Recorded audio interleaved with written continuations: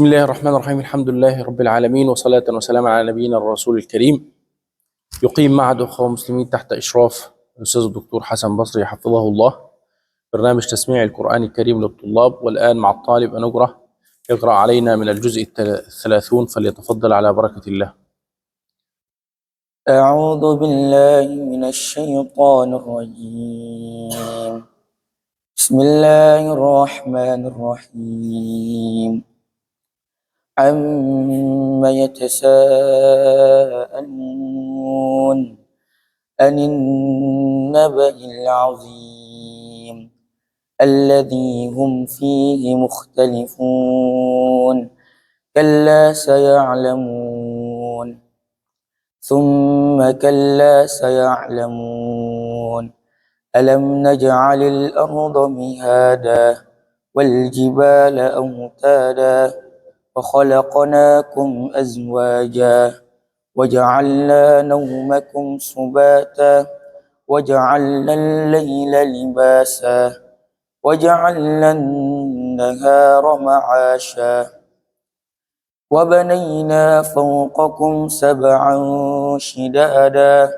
وجعلنا سراجا وهاجا وأنزلنا من المعصرات ماء سجاجا لنخرج به حبا ونباتا وجنات ألفافا إن يوم الفصل كان ميقاتا يوم ينفخ في الصور فتأتون أفواجا وفتحت السماء فكانت أبوابا وسيرت الجبال فكانت سرابا إن جهنم كانت مرصادا للطاغين مآبا لابثين فيها أحقابا لا يذوقون فيها بردا ولا شرابا إلا حميما وغساقا جزاء وفاقا إنهم كانوا لا يرجون حسابا وكذبوا بآياتنا كذابا وكل شيء أحصيناه كتابا فذوقوا فلن نزيدكم إلا عذابا إن للمتقين مفازا حدائق وأعنابا وكواعب أترابا وكأسا دهاقا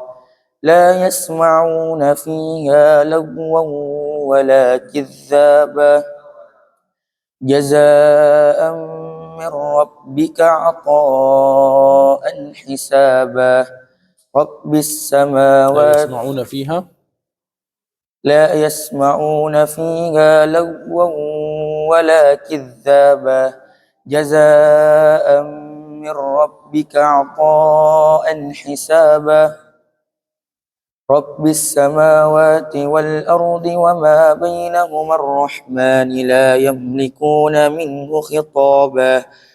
يوم يقوم الروح والملائكة صفا لا يتكلمون إلا من أذن له الرحمن وقال صوابا ذلك اليوم الحق فمن شاء اتخذ إلى ربه مآبا إنا أنذرناكم عذابا قريبا يوم ينظر المرء ما قدمت يداه ويقول الكافر يا ليتني كنت ترابا بسم الله الرحمن الرحيم والنازعات غرقا والناشطات نشطا والسابحات سبحا فالسابقات سبقا فالمدبرات أمرا يوم ترجف الراجفة تتبعها الرادفة قلوب يومئذ واجفة أبصارها خاشعة يقولون أئنا أئنا لمردودون في الحافرة أئذا كنا عظاما نخرة قالوا تلك إذا كرة خاسرة فإنما هي زجرة واحدة فإذا هم بالساهرة هل أتاك حديث موسى إذ ناداه ربه بالوادي المقدس طوى اذهب إلى فرعون إنه طغى فقل هل لك إلى أن تزكى وأهديك إلى ربك فتخشى فأراه الآية الكبرى فكذب وعصى ثم أدبر يسعى فحشر فنادى فقال أنا ربكم الأعلى فأخذهم الله نكال الآخرة والأولى إن في ذلك لعبرة لمن يخشى أأنتم أشد خلقا أم السماء بناها